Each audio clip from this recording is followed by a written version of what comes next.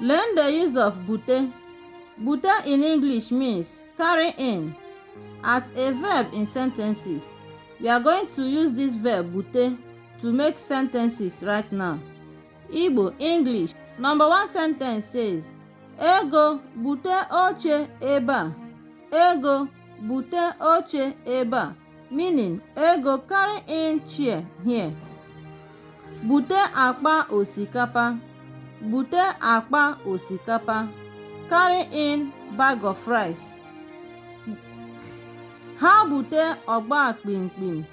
Ha bute ọgba kpimkpim, meaning let them carry in motorcycle.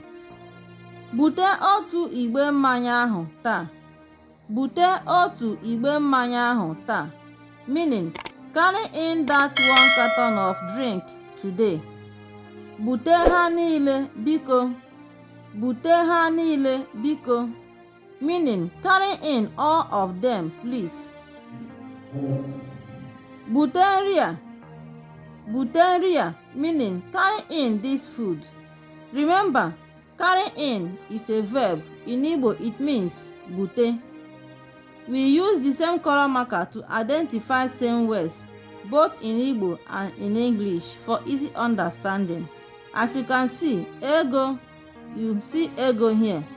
Bute, you see bute underlined as a verb both in Igbo and in English. You see oche with blue marker. Oche means chair. You see eba means here, and so on. Like and share our videos. Bye.